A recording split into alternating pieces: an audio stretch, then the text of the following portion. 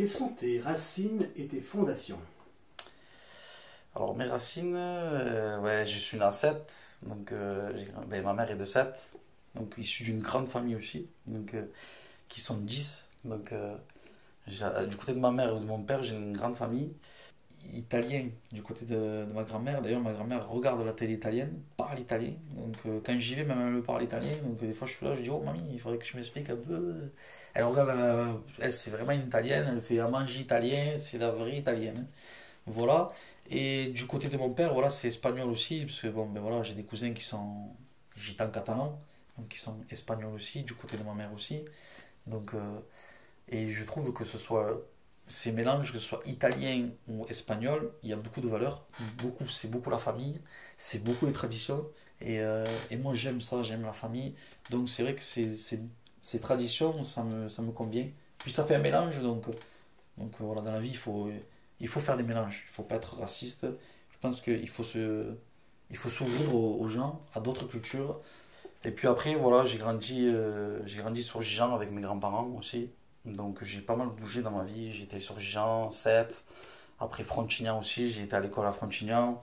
Donc j'ai pas mal bougé au niveau cursus scolaire, mais c'est dû à mon passé, à mon enfance aussi, qui a été très compliquée avec mes parents, mon père et ma mère.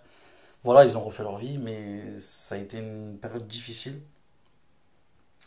Et aujourd'hui, je peux aussi les remercier parce que c'est grâce à eux qu'aussi que je suis devenu le garçon que je suis et que voilà que je me suis forgé, j'ai eu mes valeurs et tout ça et je pense que mes parents sont fiers de moi malgré qu'on ne se le dit pas parce que nous chez nous on est très pudique sur le fait de dire je t'aime ou quoi, c'est très compliqué. Moi j'ai 33 ans, j'ai jamais dit je t'aime à mes parents. Mais voilà, ils savent en eux que, voilà, que je suis un garçon bien, que je fais le bien. Après, à Metz, je connais énormément de monde aussi. Je suis beaucoup impliqué dans les joutes, que ce soit à la boxe, voilà, au niveau de la mairie, tout ça. Enfin, Thierry Baïza, le maire et tout ça, il m'aime beaucoup. Donc voilà, que ce soit sur Gijan, sur Sète, partout où je vais, je suis apprécié. Et c'est ça que je veux laisser à moi, une image que bien, d'avoir une belle image. Et que plus tard, si j'ai mes enfants, ben, ils disent, voilà. Vidal Jonathan, c'est quelqu'un de bien, et c'est surtout ça qui est le plus important. Qu'est-ce que tu peux nous dire encore de tes parents? Mes parents, ben, ouais, c'est une enfance difficile, donc mon père, voilà, il a tout fait pour moi, et ma mère aussi, mais bon, j'ai eu une enfance très difficile, mais après, dans l'ensemble, j'ai des bons parents, après, bon, ils ont refait leur vie, j'ai eu des frères et sœurs aussi, de chaque côté, mon père vit à Metz et ma mère à Sète.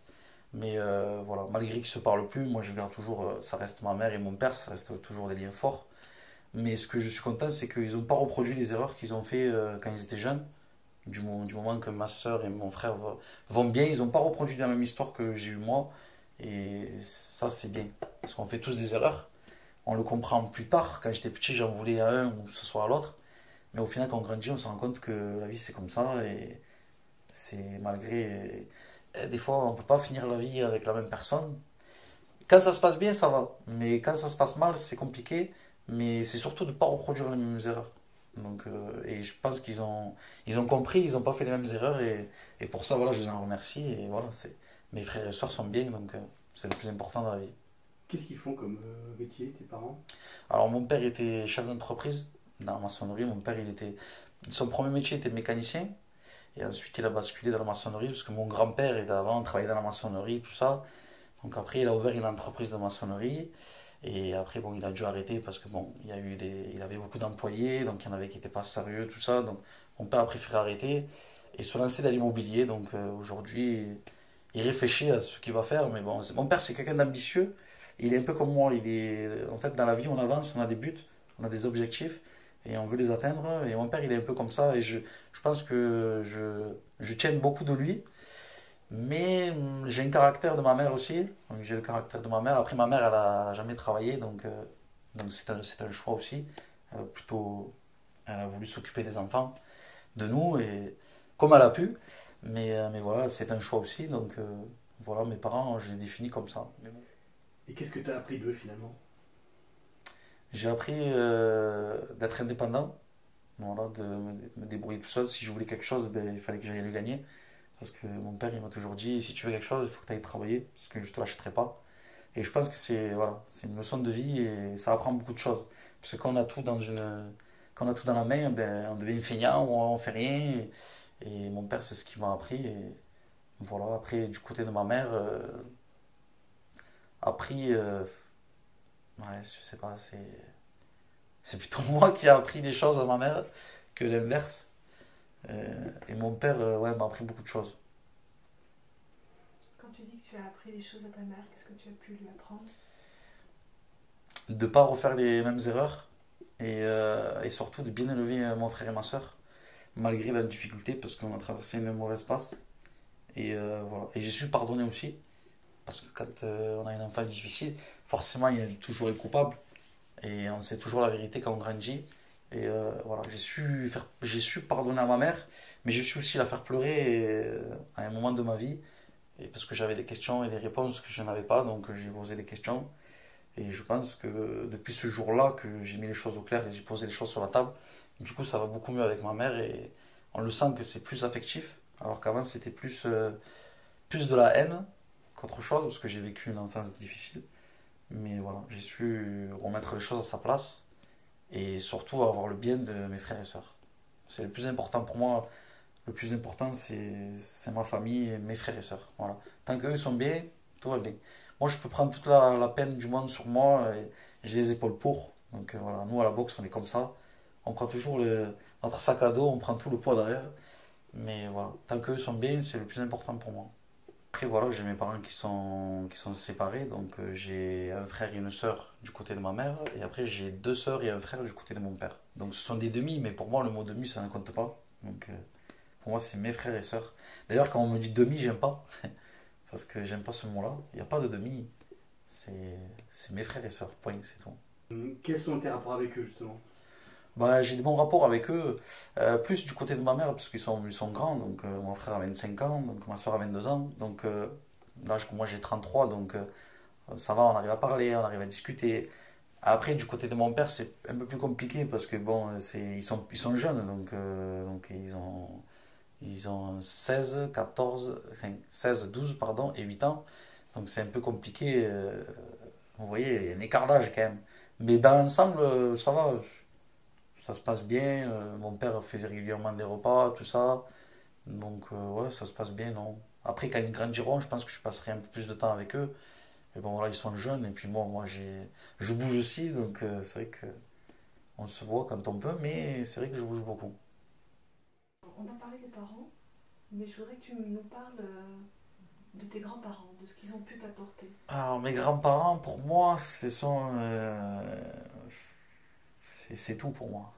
Ça a été mon grand-père et ma grand-mère, ça a été ma mère et mon père en même temps. Parce que quand j'ai eu cette période difficile étant petit, mon grand-père et ma grand-mère m'ont récupéré. Mon grand-père ne voulait pas que j'aille en pension. Donc, du coup, il a fait un blocage. Mais malheureusement, là, on va dire que la DAS, c'est que. Et on va dire que aujourd'hui, les choses ont peut-être changé, mais on va dire qu'avant, les services sociaux et la DAS ne faisaient pas de cadeaux. Et je me rappellerai toujours toute ma vie que mes grands-parents ont tout le temps voulu me garder, mes grands-parents. Et ça a été très compliqué pour eux quand je suis parti en famille d'accueil, parce que ça a été mal fait. C'est-à-dire que un jour, j'étais à l'école et, et en fait, je me rappellerai toujours parce que j'étais en train de travailler, j'étais à 7 à l'école, et en fait, il y a une dame qui est venue avec deux gardes du corps, alors que je vois pas pourquoi à ce moment-là. Il n'y a pas besoin d'avoir des gardes du corps, enfin, quand on a. Ça s'est très mal passé, ils sont venus me chercher à l'école, donc déjà ça m'a marqué. Et en fait, ils m'ont emmené à Montpellier. Donc ils ont dit à la maîtresse, voilà, on vient chercher monsieur Vidal Jonathan, parce qu'il y a des antécédents avec la maman et le papa, il y a beaucoup de soucis. Donc on est obligé aujourd'hui, comme le petit, parce que ma mère elle m'amenait pas à l'école, parce qu'elle voulait me garder avec elle. Donc du coup la DAS s'est mis en relation avec l'école, et ils ont dit dès qu'il rentre à l'école, on fait tout pour l'y enlever quoi. Et donc du coup ça a été mal fait, ils sont venus me chercher, j'ai pleuré, je suis parti de la classe, et en fait j'ai atterri à Montpellier. Donc, j'ai atterri au tribunal social, et donc là j'ai vu ma mère et mon père dans le couloir. Ils m'ont mis dans une salle, ils m'ont fait jouer avec des jouets et tout ça. Et après, ils m'ont dit, bon, ben, vous allez suivre cette dame. Et en fait, j'ai atterri en famille d'accueil. Mais vous voyez, il y a eu, entre le moment de l'école et le moment où je pars en foyer, j'ai même pas embrassé mes parents, j'ai même pas pris mes affaires. ça a été très mal fait. C'était vraiment. Il faut être fort. Parce que quand on est petit, quand on vit. C'est pas pour me vanter, je veux pas faire celui-là qui a toutes les souffrances du monde. Mais ce que moi j'ai vécu, ça a été très très compliqué. Et j'ai été mis à la DAS salement. J'ai été mis comme un enfant qui. On l'a jeté, on l'a mis là. Et c'est désolé pour le monde, comme un chien quoi. Et en fait, ça a été très mal fait. Et voilà, plus tard après, ils ont reconnu. Ils ont reconnu parce que mes parents, mon père a fait des demandes et tout ça. Et ils ont effectivement reconnu que ce qu'ils ont fait, ils n'allaient pas le faire, de venir à l'école, de venir me chercher comme ça. Ça a été très mal fait. Parce qu'après, quand mon père m'a récupéré, pendant 3 ans, j'ai eu un éducateur. Donc quelqu'un du tribunal qui venait chez moi, alors il me posait des questions. Alors votre papa, est-ce que vous avez bien à manger? Est-ce qu'il s'occupe bien de vous? Bon, après 3 ans, comme ils ont vu que ça se passait bien, ils ont lâché l'affaire. Mais quand même, le monsieur qui venait, il venait chaque 15 jours, il venait me voir à la maison, venait voir comment ça se passe. Parce que si jamais ça se passe mal, forcément, on retourne en famille d'accueil. Donc, et à la fin, il a reconnu que quand même la danse avait mal fait les choses avec moi et que quand même ça m'avait marqué. Parce que quand il me parlait, il me disait, parce que bon, j'avais du mal à écrire, j'avais du mal à parler, ça a été très compliqué à l'école, hein. Les premières années, j'étais beaucoup en retard. J'étais, j'étais forcément en retard, ouais, à l'école, je ne suivais pas. Donc les premières années, ça a été très compliqué. Mais c'est dû à tout ça. Mais vraiment, vraiment, vraiment, aujourd'hui, je suis content parce que on va dire que le système a évolué. Mais vous m'aurez dit ça il y a 10 ans en arrière. Bah, je vous promets qu'à la DAS, je leur en veux beaucoup, énormément. Parce que ça s'est mal fait. Ça a été salement fait. Et voilà, je pense qu'on aurait pu faire autrement les choses. Et ce serait mieux passé pour moi et pour eux aussi. Voilà. Et surtout, parce que et mes grands-parents, voilà, mes grands-parents étaient en pleurs et tout ça. Et de voir mes grands-parents en pleurs et tout ça, c'est vrai que ça m'avait marqué. Et bon, c'est vrai que de voir mes parents pleurer, vous savez, quand on vous enlève un enfant comme ça, c'est très compliqué. Il vaut mieux que faire les choses à l'amiable ou essayer de discuter. Mais quand c'est fait comme ça, c'est très compliqué, que ce soit pour la mère ou pour le père, c'est très compliqué de voir son enfant être enlevé comme ça. Là, on n'a même pas de droit, on n'a pas de. Voilà. Mais mes grands-parents ont toujours été là pour moi. C'est un pilier pour moi. Enfin, mes grands-parents, c'est. Voilà. J'étais tout souvent chez eux. Souvent, souvent, souvent. Et quand ils ont eu l'âge de. Après, forcément, ils ont vieilli. Donc, après, je me suis occupé d'eux, moi. Après, pendant 5 6 ans, j'ai vécu à Gijan. Parce que j'ai perdu mon grand-père assez tôt. Parce que, bon, il avait des problèmes de poumons, le grand-père. Donc, il est parti assez tôt. Il est parti en 2010. Donc, après, il restait que ma grand-mère. Et donc, du coup, j'ai vécu à Gijan. Parce qu'on avait une maison familiale, une grande maison. Et j'ai dit à ma grand-mère, je resterai jusqu'au bout avec toi. Je resterai. Donc, c'est vrai que je suis resté avec mes grands-parents jusqu'au bout. Je n'aurais jamais accepté qu'ils aillent dans une EHPAD ou dans une maison de retraite. Parce que voilà, je suis attaché à la famille. Et même plus tard, je pourrais pas voir ma mère ou mon père en maison de retraite, c'est impossible pour moi. Malgré que voilà, c'est le passé, ça reste mes parents et je les aiderai tout le temps, mais jamais de ma vie je les enverrai en EHPAD. Je sais que des fois c'est très dur, hein, parce que bon, des fois on peut finir mal sa vie, ou on peut plus marcher, il faut obligé de les nettoyer. Mais moi c'est pas grave, s'il faut les nettoyer, je les nettoierai et je veux éviter ça. Ouais. Tu avais quel âge quand ça s'est passé cette histoire à l'école? J'avais 4 ans. J'étais très très jeune. Est-ce que tu peux nous raconter un souvenir particulier de ton enfance qui t'aurait marqué? Un souvenir, que ce soit un bon ou un mauvais. Comme tu veux. C'est le jour où mon père est venu me chercher que j'étais à la DAS. C'est ce jour-là qui m'a marqué. Je m'en rappellerai toute ma vie. Il a ouvert la porte, il a dit aux personnes, je prends mon fils et vous le verrez plus, parce qu'il va vivre avec moi. Et voilà, je me rappelle que j'étais tout petit et j'avais sauté dans les bras et je suis plus jamais retourné en famille d'accueil. Et ce jour-là m'a marqué. Ouais. Je suis parti en pleurant et mon père pleurait aussi. Donc c'était assez émouvant. Ouais. Quand tu étais enfant, quels étaient tes rêves? Mes rêves, c'était d'être, comme tous les petits, être footballeur professionnel. Parce que j'aimais bien Zidane, Ronaldo, enfin, ça a bercé mon enfance. Pelé, mon père aimait beaucoup le foot, donc du coup, quand il y avait des matchs ou des Coupes du Monde ou des Coupes d'Europe ou quoi, j'étais avec mon père, je regardais le foot.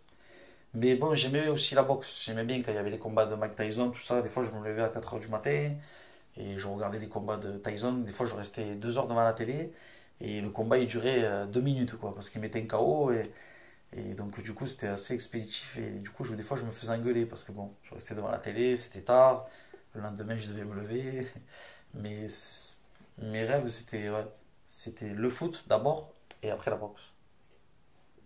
Durant ta scolarité, quel élève tu étais, toi?